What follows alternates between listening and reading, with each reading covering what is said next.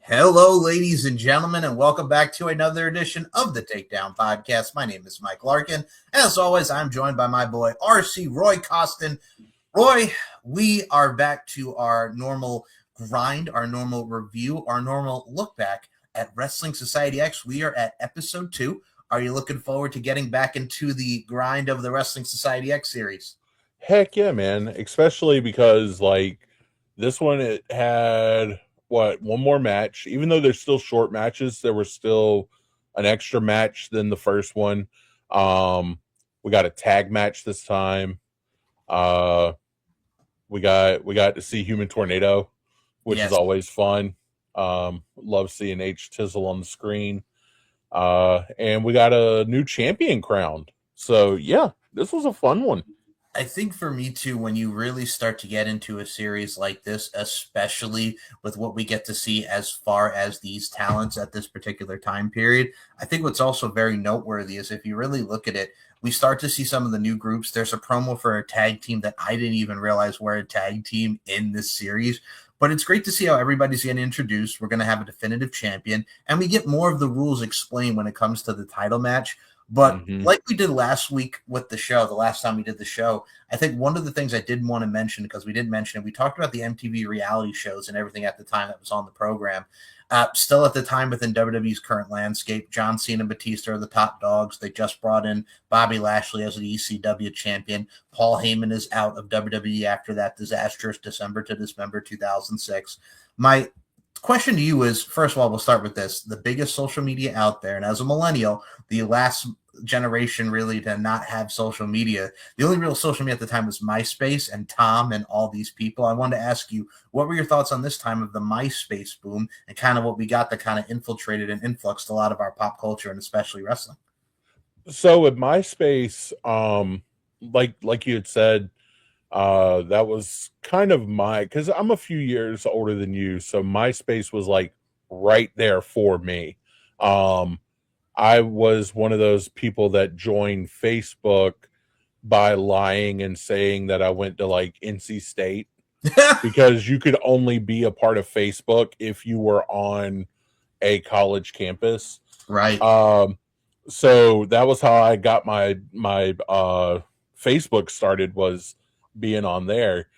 MySpace was awesome because you could change around the HTML files and have your background music and have like little things playing and everything. And I think a lot of people at that time that were wrestling fans actually had like little gifs of their favorite wrestlers doing a taunt or doing a specific move. There were a heck of a lot of people that were like, they had the Stone Cold entrance, and they even had, when you click on their profile, that had the glass shatter and everything like that.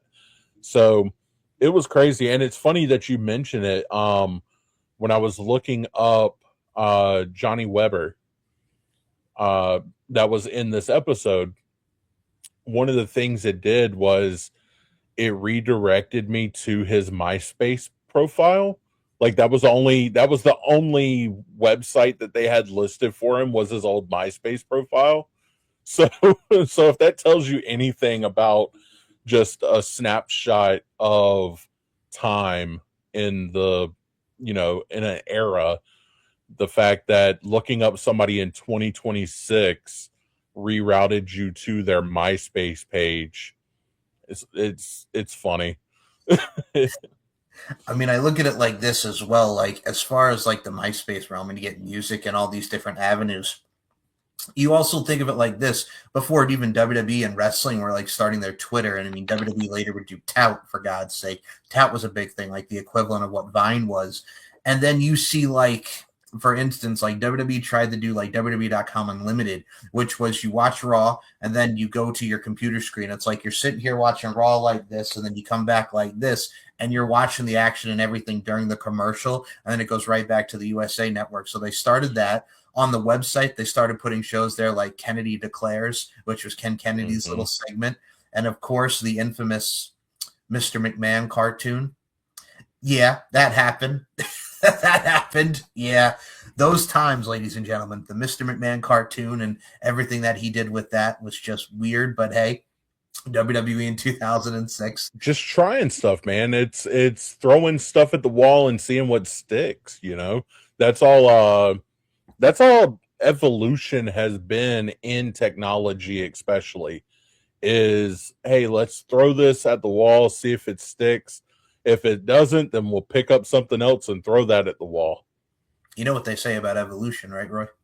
It's a mystery. Thank you, sir. I think the other thing that I have to mention too as well. I mean, this was also around the time here. I don't know if you ever saw this, but Todd Grisham, at all people, the great Todd Grisham, hosted WWE Fantasy on the WWE.com page. When fantasy, yes, I swear to God. So when fantasy drafts and like fantasy sports and your fantasy leagues was a thing, WWE tried to do that on their website. It was hosted by Todd Grisham because they were trying.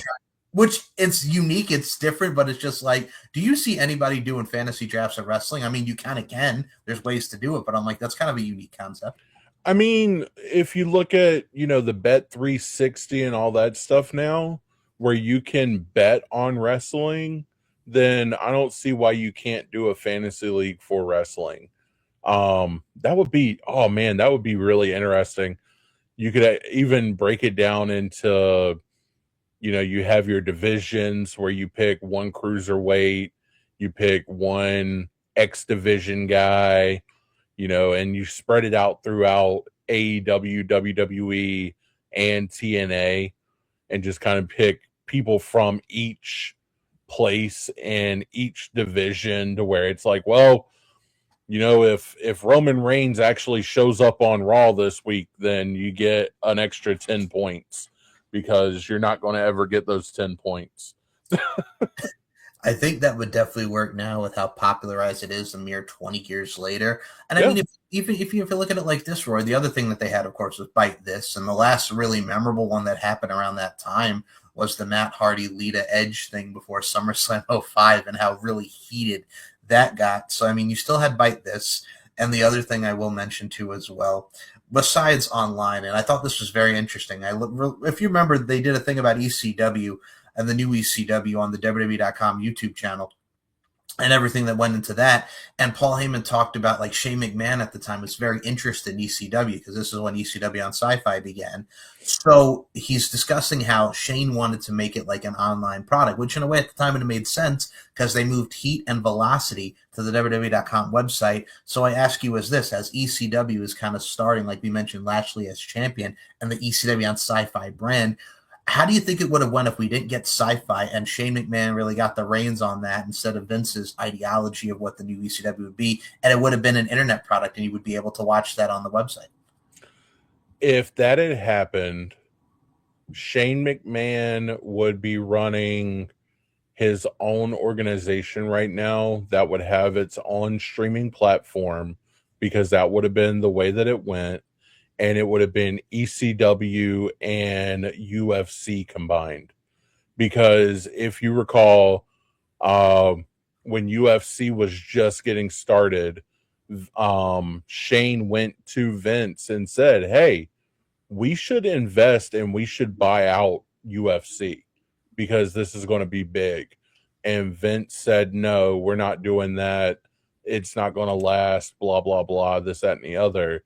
And lo and behold, here we are in 2026, and TKO now owns UFC and WWE. And if he had just taken Shane's advice, you know, 20 some odd years ago, then Vince would have had UFC, or he would have gave it to Shane. Shane could have put that online, could have put ECW online, and then by now we would have some sort of streaming platform with ECW and UFC. I think that would have been perfect, and I think Shane was really ahead of its time. I mean, even if you look at Ring of Honor on that side of the coin, like a lot of what you would see, it was a DVD product. You got their DVDs and everything at the time before their TV deal, but they used to do ROH Video Wire. You got a little extra match there, which was fun. So they knew what they were doing. Like they had a little concept in their own right, but I'm just like, man, it's like the wave of the future, as they say. It's like, come on, like let's get into the now. Let's have our finger on the pulse. And I think that is also what kind of hindered it at the time, because you can really have an avenue. Look at WSX with what we're doing here. We had WSX Extra. If you guys didn't see the show, here's a recap and here's some matches for you. So they have their own plan in their own right. Yeah, and I mean, like we usually for the reviews we don't watch extra, and I just had it running, and there were like two matches on extra, and they were long matches. So it was a concept of, hey, they're only giving us, I think it was like an hour, or it might not even been an hour. It was like 30 minutes for the show on MTV, and then they gave like an extra 30 minutes for the extra thing, and they were like, let's take advantage of it and throw some matches on there, that way we get like a full hour's worth of wrestling on our wrestling show. So it's interesting to see how that happened. And it's interesting that they were able to take that concept of, hey, here's one show, stick around because we're going to be talking about the show and also having a couple more matches for you to watch. It's almost like, hey, if you've never seen these guys before and you don't want to wait till the promos that we air on the television program, just watch it here on WS Extra, and then when you go to the thing, now you'll know already ahead of time who these people are. Yeah, exactly. It's honestly almost like the format of main event now, or of the old Velocity and stuff, where it's recap, but there's also a couple matches. There may be a random promo from somebody. Like it follows the same format. Like Roy, like you mentioned the last show that we did where you were talking about John Cena and Bryan Danielson and John Cena's yellow pants that I laugh at. Look at that Velocity form, like you mentioned in Heat. It's like, okay, here comes Al Snow and the coach, or Josh Matthews and Ernest the Cat Miller of all people commentating Velocity or Heat. And then it's like, okay, here's a match. Here's what happened on Raw. Here's another match done. Like that's literally the format, which Yeah, and that's the same exact format that they had for Extra. Like you have two people talking about it, and then it's like, hey, if you missed it, this is what happened on WSX. By the way, we have these two teams that are going to be challenging each other in this next match. You watch the match, they come back. By the way, if you missed it, this is what happened on the show earlier, and you just go on about your business. And speaking of business, we're about to get into the business of WSX. I like your style, Roy Costin. Last thing I will mention, because you and I had a laugh on this before we got on air, I had to bring this up because as we even take our little journey into this, I think it's very, very poignant that we talk about the fact that Wrestling Society X and their time slots and just everything that went into this. So MTV, it's so funny when these episodes aired and their time slots, folks, because I came close. I said it was on 10:30 last time we did our episode on this. So the time slots, the first episode airs January 30th, 2007. We have it airing on MTV, 10:30 p.m. February 6th, 2007, 10:30 p.m. February 13th, 2007, 10:30 p.m. February 27th, 2007, 10:30 p.m. March 13th, 2007, 11 p.m. March 13th, 2007, 11:30 p.m. So two episodes on that night. March 14th, 2007 for episodes 7, 8, 9. One aired at midnight, one aired at 12:30 a.m., and one aired at 1 a.m. So that's how quickly they were looking to get that product off the air after the controversy that we're going to get into later in our series. So what do you think about those time slots, man? I mean, it almost sounds like, hey, we've got a contract with you to air X number of episodes, and then y'all done something to get kicked off of air. So here's the deal. We're still going to run those episodes, but we're basically going to do them in the span of 4 weeks, and we're just going to pile them on, pile them on, pile them on. That way we could just go ahead and get you off of our network. That's honestly what it sounds like. It's like, hey, y'all done messed up with what you did. So what we're going to do is, here's an episode. It's like Oprah with the free cars. You get an episode, you get an episode, you get an episode. And it's like, all right, now you're done. Now get out of here. We don't want any more of this wrestling thing on MTV anymore. Yeah, pretty much. That's pretty much what happened. But I gotta say, and as we're about to get into this, still fun, still nostalgia feels, and I gotta tell you, this is actually something I've been really looking forward to doing for the past week. So let's hop right into it. So I did my own research because the last time we mentioned I had never heard of Brett Ernst on commentary. Chris Kloss was an XPW commentator. He did some work with the XPW guys. So Brett Ernst was a comedian, and looking at his IMDb page, he was on an episode of CSI New York. He was on Cobra Kai mostly for 14 episodes as the character Louis. He was on Beer League, whatever that is. He did a couple short films. But other than that, the real other thing that he did besides Wrestling Society X that was big was those 14 episodes he was on Cobra Kai. So I got to ask you, as far as Brett Ernst goes, think about this. You got a guy who is familiar with the product and Chris Kloss being around the wrestlers in XPW.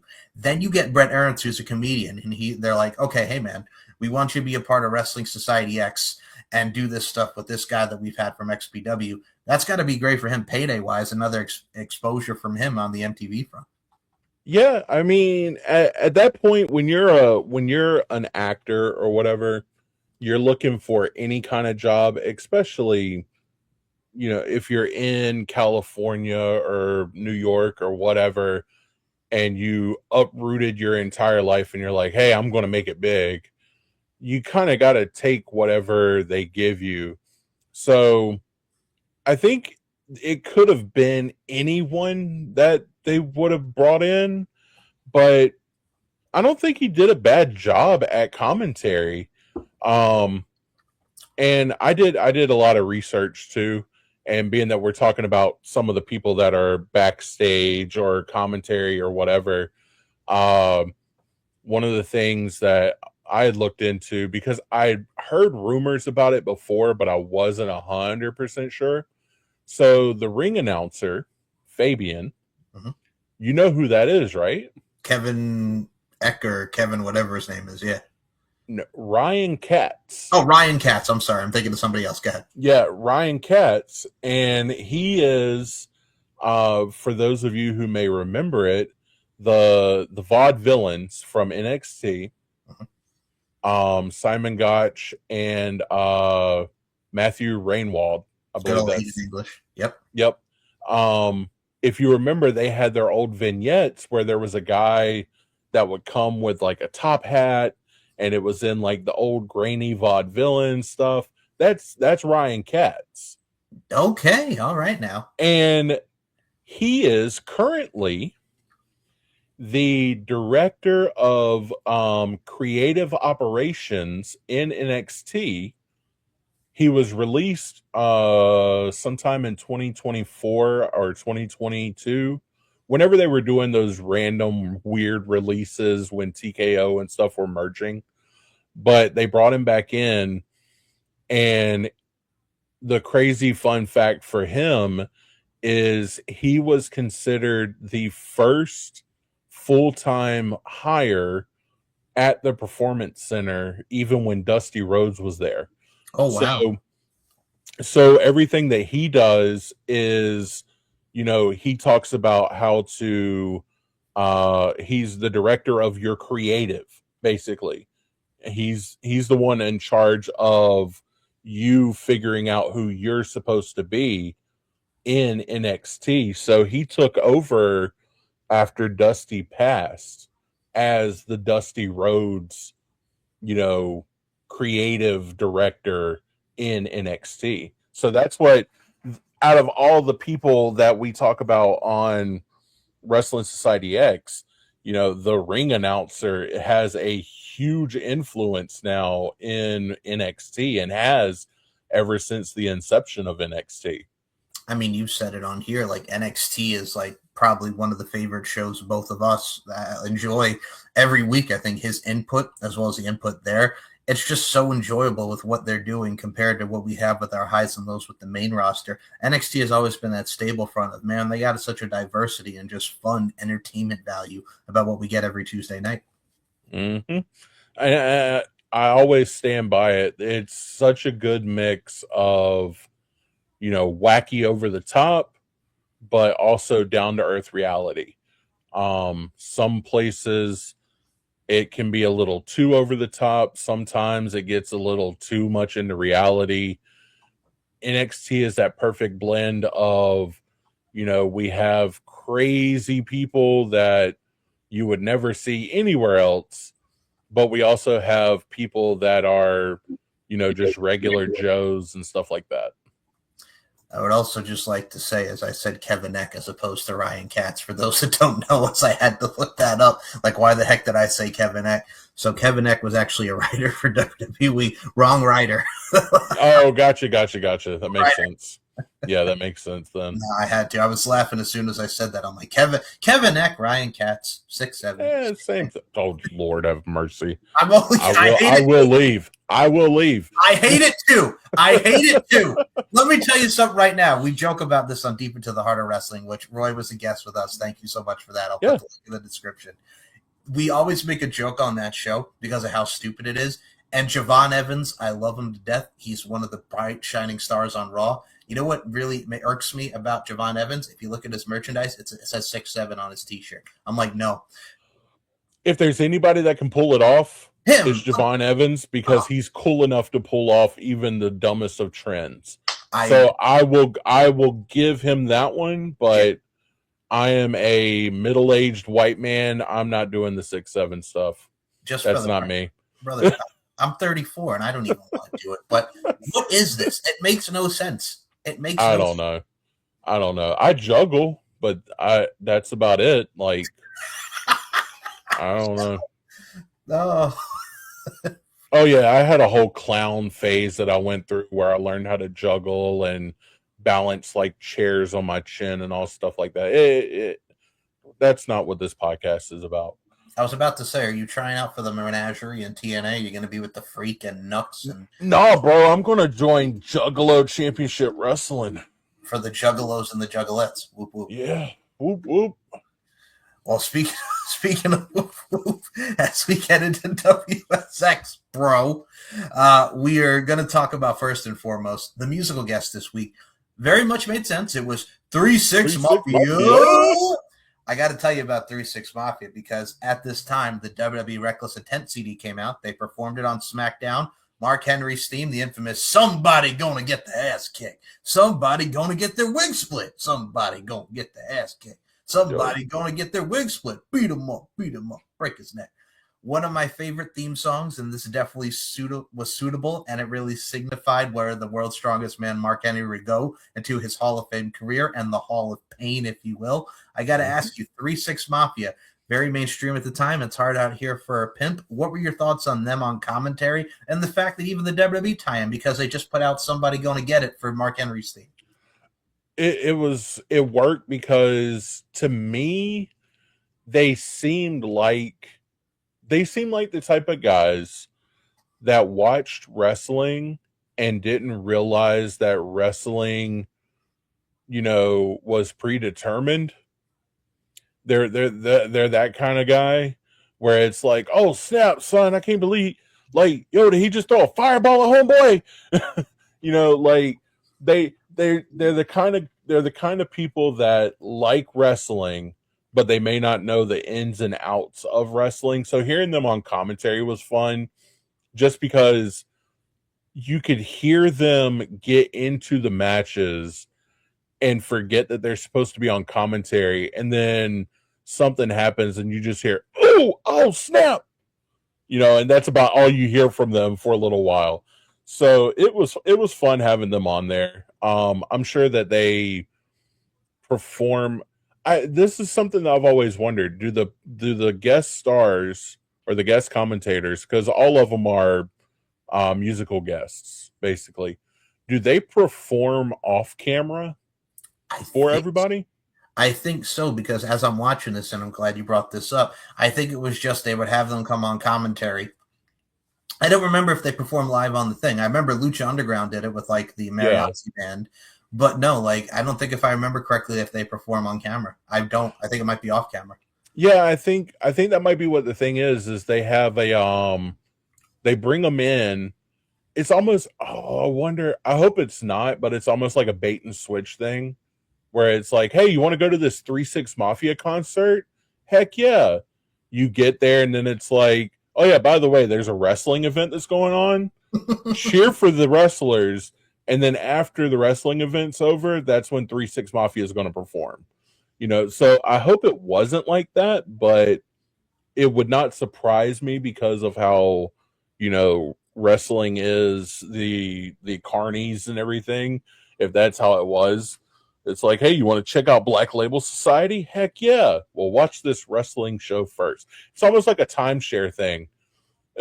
if you if you get called up to go to a timeshare, it's like, hey, do you want a brand new car? It's like, yeah, okay, well, you have to watch 5 hours about this timeshare, and then we'll give you the keys that might fit into that brand new car. Oh man.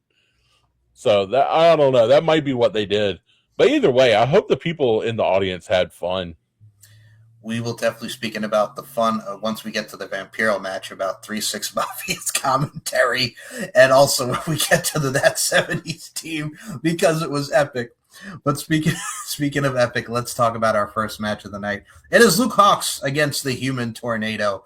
And here's what I got. We started with the dancing from Human Tornado. Then he gets hit right into the nether region. And then Bret Ernst goes, he's got balls of steel. And then he pimp slaps Luke Hawx. And then we get a nice T-bone suplex from Luke Hawx. Nice little spin kick and then a plancha, the tumbleweed over the ropes. Very reminiscent over the barricade of like Rob Van Dam and Jerry Lynn from ECW. I thought that was a nice touch. And then we get a shot right into the barricade. And then they start fighting back into the ring.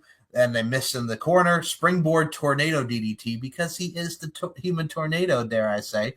1, 2, 3. Human Tornado is your victor over Luke Hawx. It was a very quick match, very fast-paced, but from the introduction of both men, because we have seen Luke Hawx already, but the introduction of Human Tornado, I thought it was fire. Go ahead, Roy. What'd you think? Oh, yeah. No, it was a fun, quick match. It was a good one. Just like in the first episode, it was a good match to get everybody prepared for what was going to happen in the show. You get Tornado coming out, and so a little bit behind the scenes, I was friends with Tornado for a little while, just randomly on PlayStation. It's crazy. And I actually got to interview him years and years ago and everything like that. And if I can figure out how to add a sound clip, it'll go right here. We used to blow up a lot of stuff, tear up a lot of stuff around the ring, possibly try to blow up the ring at one point. Yeah, a whole lot of like goofy excitement. It's a bomb wrestling. I mean, if you look past all that garbage. So he just seeing him in the ring is always fun. And yeah, like you said, very reminiscent of like an RVD style with the way that he moved in the ring, jumping over the barricade and all that. And yeah, he's got balls of steel, dude. Like that's not a gimmick, That's just who he is. He's got balls of steel. You try to kick him, and he's going to pimp slap you. That's his whole thing. One of the funnest things that I've seen him do, and I think this might be the only time we get a chance to see him in Wrestling Society X, like in our watch along or in our reviews. But one of the things that he did in PWG was he would have you down in the corner and then kind of start dancing, and he would like dance, kick you, dance, kick you, dance, kick you, and he would just keep doing that. You remember the old why can't I think of the thing? House Party. Yes. So you remember the old Kid and Play where you like take a couple steps back, take steps forward, you kick your feet up, you step back, you kick forward, that dance, the Kid and Play dance. Mm-hmm. He would do that with people in the corner on the ground. He would come up, take a step back, take a step forward, kick him in the head, step back, step forward, kick him in the head. And like he would just do that, like he's a fun dude, man. He's a great guy, and it was good to see him and Luke Hawx. Luke Hawx is another one that is, I think he's got his own wrestling gym now. Yeah, He's Wildcat. still, yeah, he still wrestles in the Carolinas for sure. I see his name pop up all the time. Him, Lodi, C.W. Anderson, like all those guys still wrestle in this area. So, and then he's even been in he's been in films and stuff. The wrestler. Luke Hawk says, well, even not even that, just as I want to say he's been like stunt man in some stuff. He's been like the henchman in different movies where he's just, they just need somebody that looks kind of menacing, and they would get Luke Hawks and just be like, "Hey man, you want to come in and do this?" He's like, "Yeah, sure." I think, which Triple H movie was he in of the Deadly films? It was either Chaperone or Inside Out. I think he might have been one of the henchmen in the Chaperone. I think he was. Yeah, I think he's the one that like they kidnapped his daughter, and then Triple H had to go save him in the Chaperone. Yeah, that was such a weird movie. You know what I got to say about the Chaperone? What? I'm Ray Bradstone, and I'm the Chaperone. Who's ready for some field tripping? So, it was corny, but it was something. It was. Hey, WWE films needed to make films, man. That they did. Or else they would just look like a money laundering scheme. But hey, now, I mean, who doesn't want to see Stone Cold Steve Austin at the end of the Condemned, and then the music in the background? Heaven's gates won't open up for me. Hey, I won't take anything. Condemned was awesome. Yeah, a lot of people forget. What are you doing? Working on my tan, blocking my sun. Yeah, the Condemned was awesome. That might be something we do as we look on top of these wrestling society. Like once we get done with these, we're going to start doing movie reviews of the old WWE films. Y'all better watch out. Yeah, watch See No Evil in the Marine. What in 12 rounds? And 12 rounds too. Oh God, what was the one with 12 rounds 3 was the one with Dean Ambrose lockdown, and he's who pitched that? Like who's like, hey Dean, we're gonna have you be in this movie and you're gonna be a cop. Okay, man. And he's weird. Whatever. If that's what we gotta do, then that's what we gotta do. We're gonna do, man. Could you imagine if it was Moxley now, only back then doing the 12 rounds movie? Am I gonna bleed? All right, John, we need you to come over so we can apply the blood makeup. I'm gonna do it myself. God. Was that the one? That was the one. No. I'm thinking of a different one. What was the one with Ziggler? Lockdown. That was him, where he's a cop, Rusev. And then Kane is a cop. Yeah, he's like, or he's the chief. He's the chief of police. And Rusev is basically playing himself. Because it's a wrestling, and like Rusev pulls a gun out at a WWE after a wrestling match. So does that imply that he wrestled the match with a Glock in his trunks? At a WWE house show, he's supposed to stop Rusev, and he's got the gun. He got the Glock like Arn Anderson. I'll pull the Glock on you. We're talking about Wrestling Society X. Let's get back to this. Right. Sorry. No worries. I did not mean to have us go off on a tangent on freaking WWE films, but it's just there's so many. You don't want to come on, Roy. You don't want to pull the Glock out? Come on, man. Pull the Glock out, Arn Anderson style. It is a Taurus, sir. So, sir, post-match of this, Aaron Aguilera attacks Hawks, and then Alcatraz comes in, and then here comes Chaos with a ladder and tables. He's about to do a moonsault to Alcatraz, and Luke Hawks kicks him. He goes right through the table because Aaron Aguilera was distracted by the Mamacitas. So I ask you, what were your thoughts on this post-match beatdown? If there's anybody that is like Aaron Aguilera, it's me.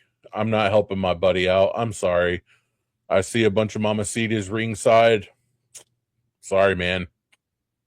Match was good. The beatdown afterwards. So it's good that they actually followed up. I think if it was any other company where it's just like, hey, We just need to throw some matches out there. I don't think they would have followed up. It would have just been like, oh, okay, cool. The match is over. We're going into the next thing.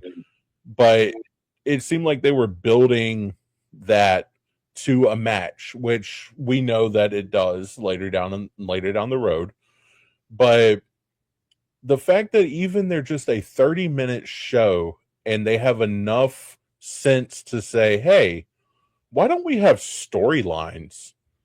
It works. I like it. I dug it. I think what was so cool about it too is Aaron Aguilera is like the Eddie Guerrero. I mean, there's no one like Eddie Guerrero, Mamacita China, but they're making it's funny for me because my brain always goes back to this is Carlito's bodyguard, the guy who allegedly stabbed and pulled a knife out on John Cena at the nightclub to get to that angle. That makes me laugh still. Like, what were they thinking at the time? To where he is now being like the ladies' man and being distracted by Mamacitas while chaos goes through the table. And we will give a little spoiler because next week, in the next episode that we're going to discuss, it will be Alcatraz and Luke Hawx against Chaos and Aaron Aguilera and the first ever tables, ladders, and cervezas match, which I cannot wait to cover because tables, ladders, and cervezas. Like, that's going to be sweet to see. Like, how does that work? You get tables, ladders, and you just hit them with beer bottles. You know what I'm saying? Like, it's a little different. It's a little twist. Yeah, a little bit of a twist, you know. Got glass shattering out into the crowd, but it is what it is. I'm sure that who's the musical guest next week? I'm sure whoever came to see them, they don't mind getting hit with some glass. The next episode, we looked before this, folks. It's Sparta, and we're going to do more looking into that because Roy and I have never even heard of who Sparta is. Like, it's new to us. So. Nope, but come the next time that we do the Wrestling Society X, we got you. I will know who Sparta is, and I will probably have listened to at least 2 or 3 of their songs. Okay. So we'll figure it out. So next up after that, we get a new tag team is on the rise. It is Teddy Hart and M-Dog 20 Matt Cross. Matt Cross, who would later go on to be Son of Havoc and Lucha Underground. He was on WWE's Tough Enough, the Stone Cold season. Man's been on the indies for 20 plus years. He was on the early TNA shows when it was NWA TNA. One of the great X Division stars, one of my absolute favorite finishing maneuvers, the shooting star press leg drop. So we get Teddy Hart and M-Dog 20. And Teddy Hart talks about his reputation in the business. He's the best in Canada, and M-Dog 20, Matt Cross, is the best in America. We are the Felton Fury. We are the craziest tag team on earth, and we challenge anyone out there. You think you got the balls to step in the ring with us? And we'll see you next week for them. So it's a fun little short, sweet, and to the point promo. But I got to tell you, Teddy Hart and M-Dog 20, Matt Cross, what a hell of a tag team. What of a name. Your thoughts on the Felton the Fury? So Felton the Fury, like, great name, first off. If you take out all the craziness from Teddy Hart, yep, then and just look strictly at, you know, in-ring ability and them as wrestlers, I am so surprised that they did not go anywhere after Wrestling Society X fell in. At least as a team. Like you said, M-Dog 20, he's been everywhere. And the only one that he didn't go to that it would make sense was ECW. But he was in like CZW. Like when I think of Wrestling Society X, I think of like ECW, CZW, Juggalo, stuff like that. And Matt Cross actually was in like CZW. He was in Wrestling Society X. He wrestled, I believe it was last year, in Juggalo Championship Wrestling. Yes, sir. So he's always been a part of the quote unquote outliers club when it comes to wrestling. You know, hey, these are the renegades. These are the people that are on the outskirts of mainstream wrestling that are a little bit more edgy, if you will. And he's always been a part of it. He was in Lucha Underground, you know, so he's always been one of the fixtures in the outliers of wrestling norms, if you will. I think for this time period, to even add a little comedic relief to this, Matt Cross, M Dog 20, looks like he would be hanging out the skate park with Jack Evans, mixed with, dare I say, he looks like he would be like the drummer in a garage band, as the best way that I can describe it. Like if you look at that's perfect. That's a perfect. I could see him drumming shirtless with, the jean code jeans, maybe sagging a little bit, has like 5 or 6 chains, not necklaces, just going to Home Depot and buying different size chains and then linking them together to make like a big necklace. And maybe if he had a little bit of hair, just dyed the hair just a little bit, just a weird color, and then drumming. Yeah, I could 100% see that. So what you're saying is he looks like Travis Barker from Blink-182 in the Adams song video. Yeah, basically. It was the time, folks. In this generation now, with your stupid 6'7", look at us like we're cringe. No, that was the style at the time. Y'all are taking our styles. That's what you do. That's what you do. Speaking of style and profile, question mark. We come to our next match, and oh boy, we are looking forward to talking about this person, as it is that 70s team, Disco Machine and Joey Magnum Ryan versus Hiroguchi and Yoshino, Team Dragon Gate. So we get the in and out tags, and it's a lot of drop kicks and it's a lot of takedowns from the team. So Team Dragon Gate moves out of the way of a drop kick, very Samoa Joe-esque, like when they would do the dive and Samoa Joe moves out of the way. Joey Ryan is so gassed that Disco Machine throws him an inhaler and he has to take a puff. And the Disco Machine does a little gyration over him like he's freaking Val Venus, and then elbow drop, 1 for a 2 count. And then Joey Ryan, after a sunset flip spot, he gets pantsed, literally gets pantsed in the middle of that sunset flip. And then we get a nice little sling blade from Yoshino. And then we get a plancha to the outside by Hiroguchi. And then we're back into the ring. And then Joey Ryan hits, as his finisher is known here, the Super 70 super kick for the 1-2-3 on Yoshino, and Disco Machine are your winners. But then we did also have some more post-match, as Hiroguchi is so mad from the loss that he picks up the disco ball from their entrance to get their own disco ball, and he slams the disco ball. Disco is officially dead again. And Hiroguchi and Yoshino walk out of there all angry, and Disco Machine are your winners. So first and foremost, before we get into the saga of Joey Ryan, your thoughts on this match and Disco Machine getting the win in their character arc, and just overall some comedic relief in this match. I like Team Dragon Gate. I still don't have a clue who they are. In all my research and everything that I was doing, I didn't even want to look them up because I was like, they were perfect for me the way they are. If they're wrestling somewhere now, awesome. If they're not, then I hope whatever they're doing in their life is fulfilling. They were a fun tag team to watch. That 70s team, first off, I wonder where they got the name from. I wonder. It couldn't have been from that 70s show. No. You know what I got to say about that 70s team and that 70s show? What? Donna, those panties are mine. Eric, you are a god. A god, I say. Okay, Roy, I'm sorry. But so the gimmick, I get it. It's funny. Ha ha ha. The inhaler thing was different. I didn't understand it. Okay, like I get it's supposed to be a comedy beat, whatever, yada yada yada. But you're also a professional wrestler in a professional wrestling match. You have the physique that you have. Right. And then it's like, oh, but I can't breathe, so I need an inhaler. I'm tired. It's like, I know asthma is a thing. I get it.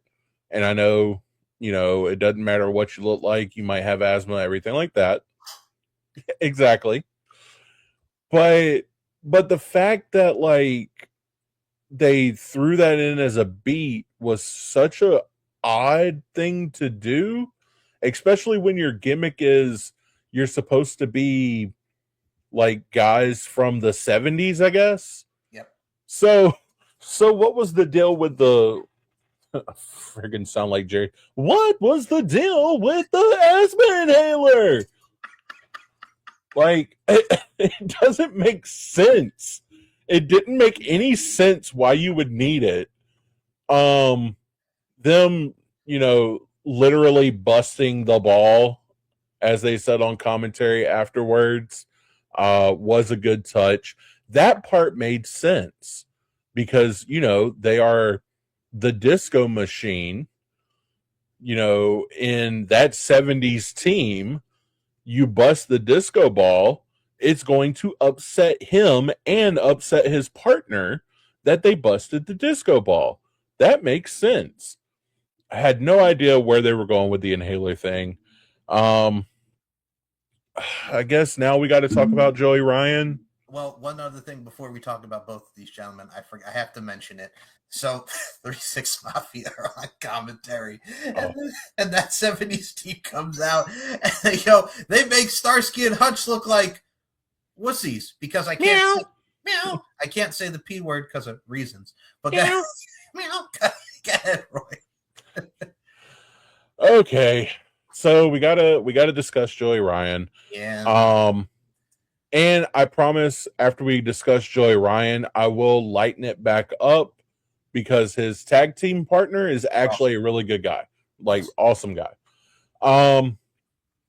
Who would have thought that a guy whose gimmick is you grab my crotch, I power up, I have a sucker for you, it is in my underwear, and I make you eat it. Who would have thought that that guy would have been a scumbag that he is? We're not going to go into the allegations and all the stuff that are there because it is a really real topic. It is a serious topic, and we are just two goofballs with a podcast. That being said, if he were a better wrestler and if he were a more popular wrestler, then I'm sure people online would have found a way to either say, oh, it was all in gimmick, or, oh, he must be on the spectrum, just like they do with all their favorite wrestlers now. So, aside from that, screw Joey Ryan. Can't say too much about him that's any good. I never really liked any of the stuff that he did. He was a small, insignificant amount of this match. It is what it is. That being said, his partner, on the other hand, Disco Machine, did find out a little bit more about him.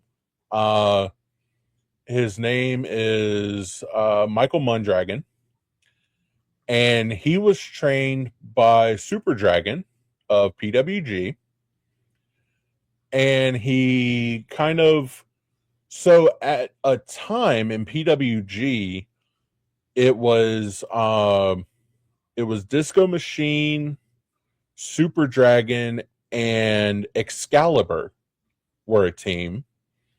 And for a while, Disco Machine actually would do commentary with Excalibur on the PWG DVDs. So that's really cool. Well, once he got out of wrestling, he went back into the profession that he had before, which was graphic design. And he is a graphic designer. He is a graphic design educator. He is a speaker for graphic design conferences and does his own, I believe he does his own like seminars and stuff like that.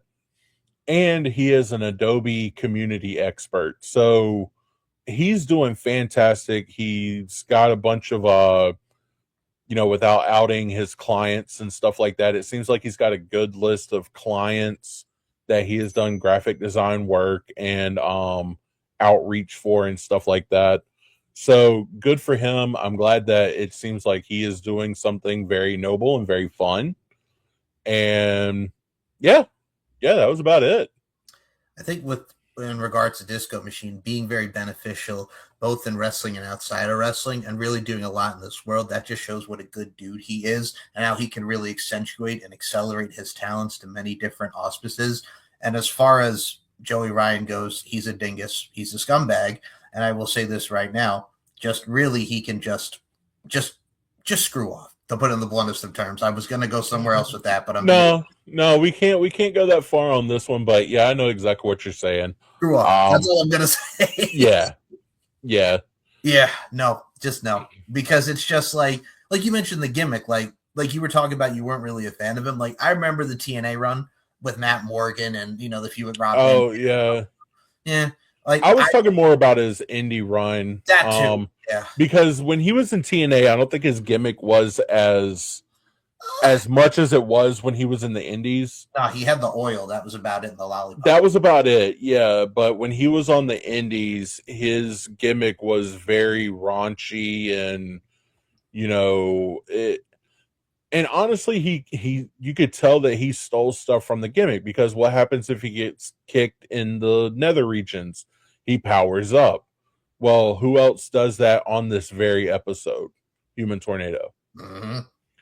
So you're taking bits and bobs from other wrestlers, trying to make it your own, but then on top of that, you're a scumbag human being. Like it just Yeah. He's always just not been my favorite of everyone, but looks like we do have one more match on here, though. I will say this: you could put lipstick on a pig; it's still going to be a pig. Yep, damn straight. Now we do have a promo before we get into this, so I'm going to do my very best not to laugh as I do this. So to quote Kevin Hart, "Don't make me laugh, Mr. Roy Costin." Are you ready? I'm listening. So we get the Trailer Park Boys, and we get White Trash Johnny Webb, and he goes, we had some family issues. I had a relation with this woman, Jackie, and she's got these two boys. They're unemployed. They don't really have career goals. So what I'm going to do is I told her, I said, I'm going to make them a star. And then we get Nate Webb and Josh Raymond talking about, Johnny Webb said he's going to make us a star. He's going to make us the big money, and we're going to put ourselves out there. And then he's talking about his mom, and he goes, well, your mama's seeing everyone. He goes, don't you talk about my mama. Well, that's your aunt. And he's like, guys, get it together. And then we're going to see Trailer Park Boys on the scene. So, Roy, your thoughts on the Trailer Park Boys? When Johnny Weber was talking, first off, he sounded so defeated. You actually gave him more of an inflection than he had when he was talking about it. Relations with this woman, Jackie. Because the way you said it was, well, I had relations with this woman, and well, she's got two boys, and I got to take care of them now. But the way he actually said it was, yeah, she found me.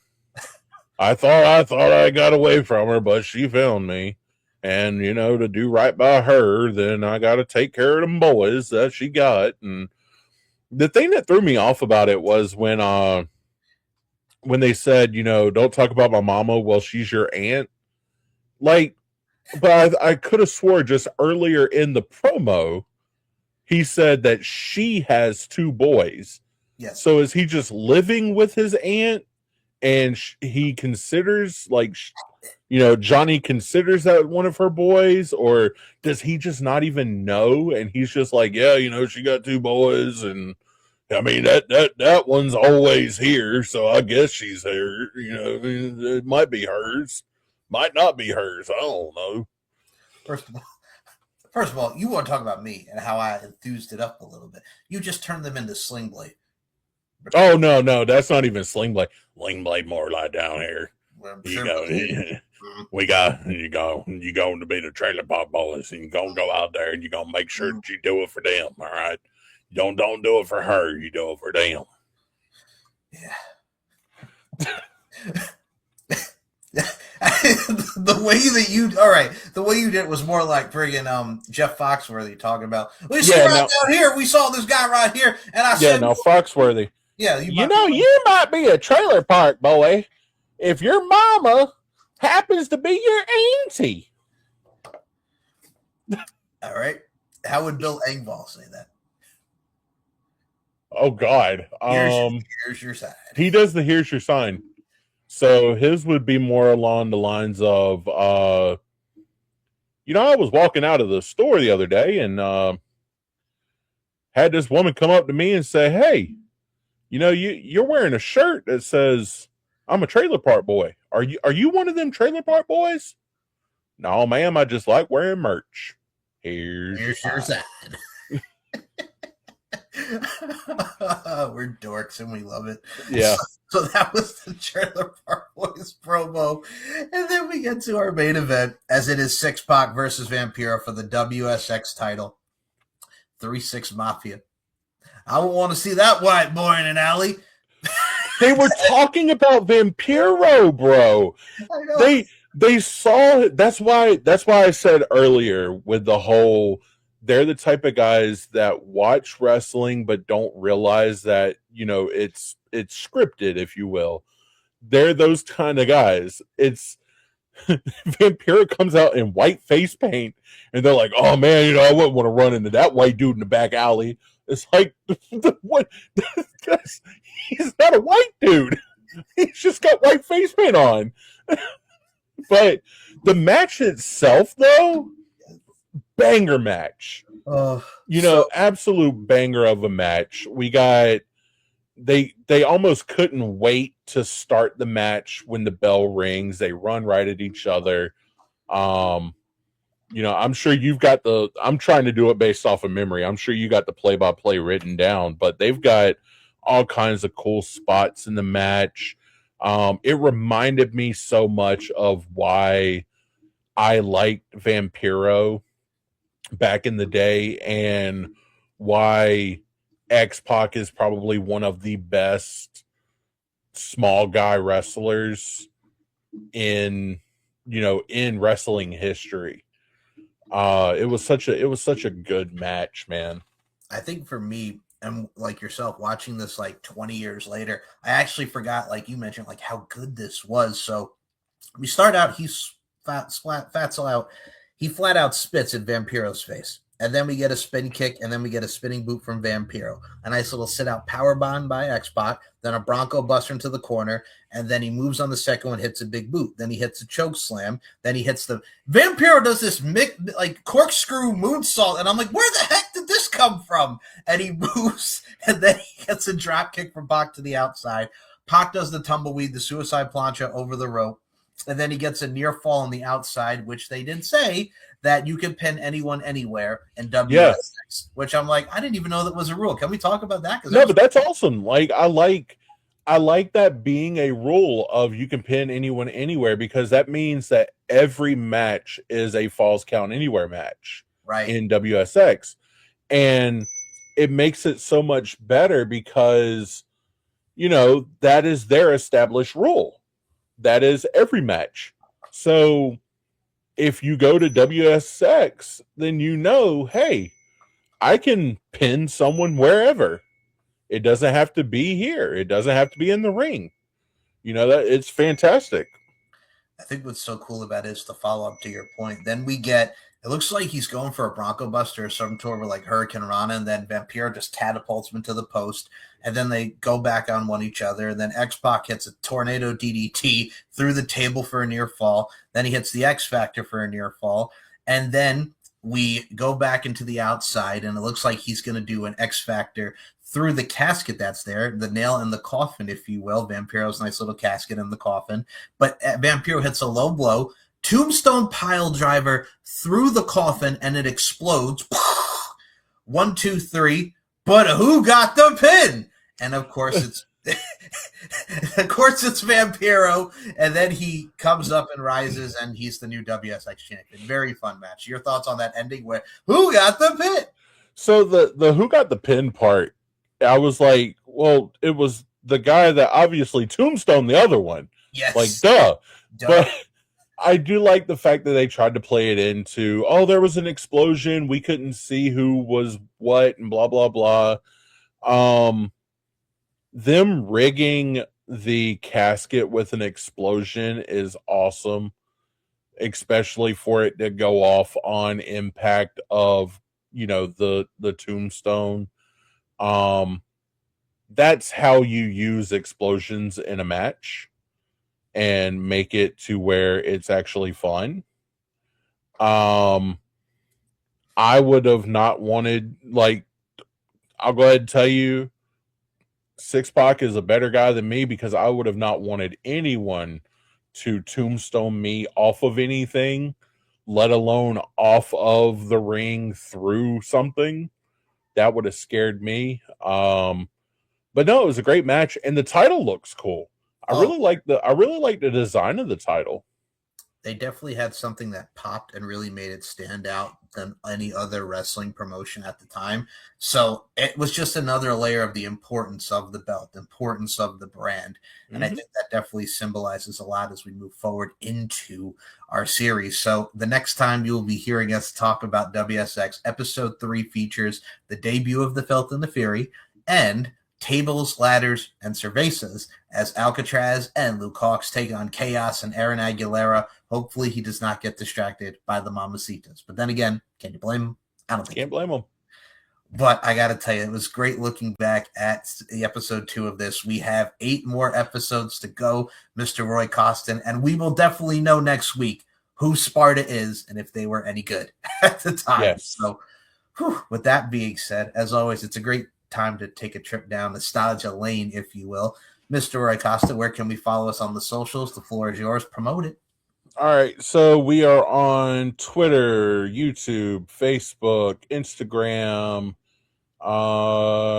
TikTok. I think that's all the places where, and all you got to do is find us. You can just type in Takedown Pod, Takedown Podcast, two words, Takedown. So you'll find us there. Links will be in the description below, along with our link tree. You can also check us out at wfjafm.com/podcasts. We are up there. Yeah, no, it's been fun looking down memory lane for this stuff, man. Check us out on all the forums, including wfj.com/podcast. Shout out to WFJ Radio. Much like Roy said, we are here, there, and everywhere, as well as Spotify. So you get the whole Takedown Pod experience with our lovely faces. And if you want to check me out on Twitter, it's SMShow1, MCL92, Larkin_92, MLarkinMB, StephenMikeShow.com, LFCfights.com, and SM Network shows for all things Takedown Pod and the YouTube.